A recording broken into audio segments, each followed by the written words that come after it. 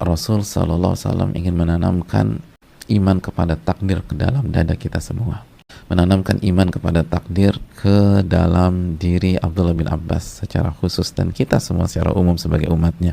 Nabi tekankan, apa yang meleset darimu tidak akan menimpamu, tidak akan menimpamu, dan apa yang menimpamu tidak akan meleset, tidak akan meleset. Mau ngindar kayak apa, mau nggak ngindar kayak apa, kalau sesuatu itu sudah ditetapkan menimpa kita, nggak akan meleset, kena aja deh, atau kita akan dapatkan itu. Tapi kalau enggak, kita nggak akan dapat itu, nggak akan. Ini luar biasa jemaah sekalian, membuat seorang muslim akan tetap tegar, akan tetap sabar, bahkan ridho dan tenang ketika dia tertimpa musibah atau ketika dia timpa sesuatu yang tidak mengenakan dia, dan dia nggak akan buka pintu kalau saja saya begini, kalau saja saya begitu, karena itu nggak bakalan pernah menyelesaikan masalah. Makanya kata Nabi SAW dalam hadis yang lain, "Fa in asabaka syai'un fala taqul law anni fa'altu kadza, law anni fa'altu kana kadza wa kadza." Dalam hadis itu, fa in asabaka, kalau engkau tertimpa sesuatu, jangan pernah engkau mengatakan, kalau saja dulu aku melakukan ini, pasti kejadiannya beda. Kalau saja aku melakukan itu, maka kejadiannya nggak kayak begini. Jangan pernah mengatakan demikian. Walakin qul qadarullah wa ma syaa fa'al. Qadarullah wa ma syaa fa'al. Tapi ketika kena sesuatu, katakan ini sudah ditakdirkan oleh Allah. Wa ma syaa fa'al. Dan apa yang Allah inginkan untuk terjadi pasti kejadian. Fa innal law taftahu amala syaitan, karena kata andai saja dulu saya begini, andai saja dulu saya begitu, itu membuka kerjaan bagi syaitan untuk nyerang kita. Hadis riwayat Imam Muslim. Kita buka tuh pintu, andai saja saya begini, andai saja saya begitu. Itu semuanya buka pintu buat syaitan. Silakan masuk ke hati saya untuk ngobrak-abrik saya. Silakan masuk ke jiwa saya untuk menghempaskan saya. Itu pintu ini. Andai saja, andai saja, andai saja. Kalau udah kejadian, bilang qadarullah ma syaa. Ini sudah ditakdirkan, dan apa yang Allah kehendaki pasti terjadi. Udah tutup, case closed. Kita berjuang ke depan.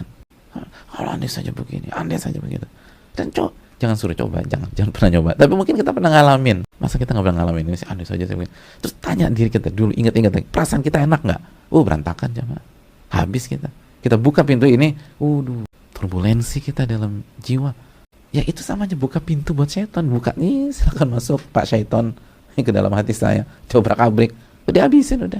Kita buka pintu itu, kita bisa nangis semalaman, kita nangis bisa. Kesal kenapa begini, hancur dah. Kalau saya begini, kalau saya begitu. Lihat bagaimana konsep penguatan jiwa yang diajarkan Nabi SAW. Ini konsep Nabi SAW. Wa'lam annama akhta'aka lam yakun liyusibak. Ketahuilah, apa yang meleset gak akan menimpamu, gak akan. Wa annama akhta'aka lam yakun liyusibak. Wa ma asabaka lam yakun yukhti'ak. Dan apa yang ditakdirkan menimpamu gak akan meleset, gak akan meleset.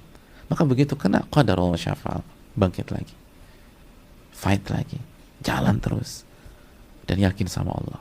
Allah gak akan zalimi hambanya. Allah akan kasih kesempatan berikutnya. Allah akan buka pintu tobat buat kita, pintu memperbaiki diri buat kita. Sekali lagi, jangan pernah mengatakan, kata Nabi SAW, begitu ada musibah, ada masalah, law anni fa'altu kada, law anni fa'altu kana kada wa kada. Kalau aku lakukan ini pasti begini dan begitu. Dan itu kesok tahuan kita. Belum tentu juga kalau kita lakukan itu kayak begitu. Emang iya Pak? Belum tentu. Itu syaitan ya Bu. Syaitan yang jerang. Syaitan yang buat kita sok tahu. Kenapa kesannya simpel banget, kalau saya begini pasti begitu. Kata siapa? Belum tentu. Tapi syaitan membangun narasi kayaknya pasti begitu. Biar apa? Biar kita sakit hati, biar kita nyalain diri sendiri, biar kita terpuruk, biar kita pesimis, biar kita hancur, biar kita gak punya harapan, biar kita selama hidup dihantui rasa bersalah yang tidak punya solusi sama sekali. Hancur hadirin. Biar kita gak sabar. Dan kalau kita nggak sabar itu nggak ada pertolongan dan nggak ada kemenangan. Nggak ada pertolongan, nggak ada pertolongan. Makanya kan setelah konsep ini Nabi katakan inna nasra ma'as sabar. Kemenangan dan pertolongan itu bersama dengan kesabaran. Orang tuh kalau sudah merasa bersalah dan menyalahkan diri sendiri sampai ke stadium terparah, udah nggak bakalan sabar, bengong aja, depresi dia, oh dia hancur. Kadang-kadang bisa gila orang. Kalau Allah sudah takdirkan, dan kalau meleset nggak akan dia dapatkan. Yang penting tugas dia sebagai hamba berusaha. Lalu kita lihat yang terbaik dari Allah Subhanahu Wa Taala.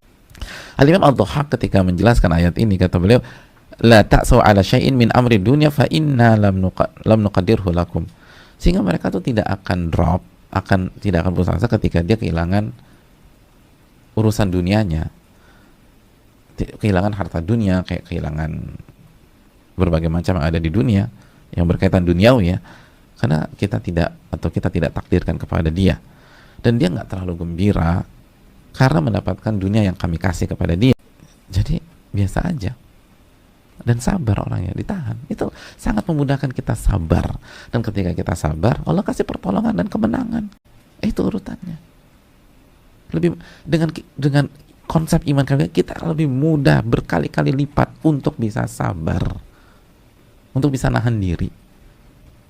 Kenapa diri kita nggak tertahankan? Karena kita terlalu obses dengan itu, atau menyesali itu. Kenapa gue begini? Kenapa gue begini? Coba kalau gue begini, coba kalau aku begini, coba kayak nggak akan sabar gitu. Nggak akan sabar.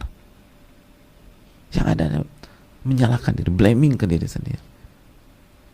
Terus terpuruk, diam, banyak bengong, lalu menarik diri dari lingkungan.